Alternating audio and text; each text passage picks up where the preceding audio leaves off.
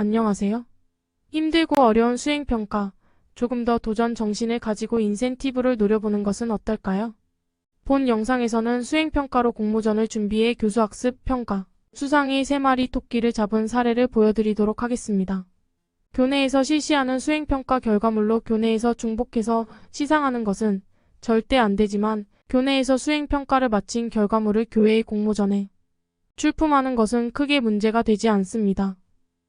외부 대회 수상 실적은 생활기록부에 기재할 수 없기 때문입니다.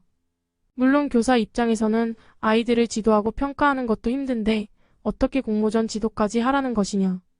큰 부담을 느끼실 수가 있는데요.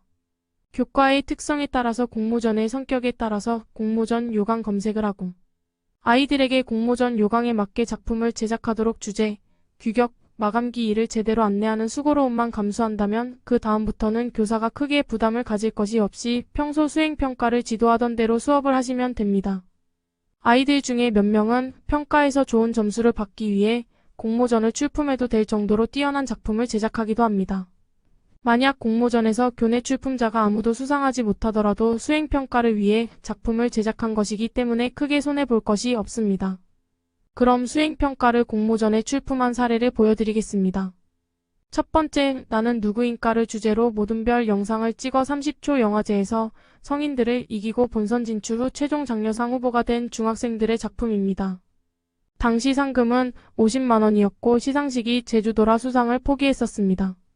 두 번째, 다음 웹툰은 교사가 스토리를 구상하고 중학생 2명이 메디방 페인트 앱을 활용하여 이틀간 협업으로 작업한 건으로 보건복지부 저출산 극복 웹툰 공모전에서 장려상과 상금 50만 원을 받은 작품입니다. 세 번째, 학교폭력 관련 영상을 제작하라는 수행평가에 따라 여학생이 애니메이션을 2편 만들어 자살 예방 공모전에 출품하여 대상을 수상하여 상금 60만 원을 받았던 작품입니다. 네 번째 작품은 연꽃에 관한 그림을 수행평가 시간에 그려놓은 것을 연꽃 그림 공모전에 출품하여 수상한 작품들입니다. 다섯 번째, 국세청세금 작품 공모전에 출품하여 전교생이 기념품으로 카카오 문구 세트를 받고 단체상으로 상패를 받은 사례입니다.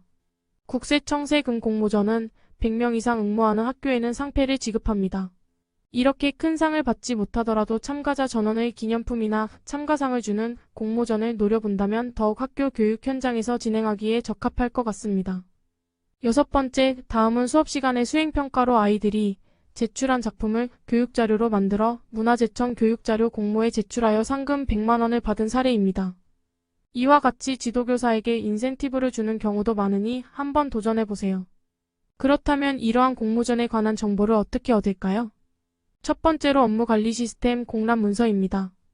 문서에는 다양한 공모전 요강이 들어와 있는 경우가 많습니다. 특히 교육청이나 지자체에서 하는 공모전은 해당 관내 학생들 외에는 응모할 수 없기 때문에 경쟁이 치열하지 않거나 응모자가 아예 없어서 미달되는 경우도 있습니다. 두 번째로 알러콘 사이트입니다.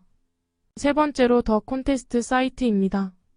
그 밖에 지자체, 공공기관의 홈페이지 공지사항을 눈여겨본다면 꿀 정보를 얻을 수 있고 지도교사에게 해외 연수 기회나 상금을 주는 경우도 있습니다.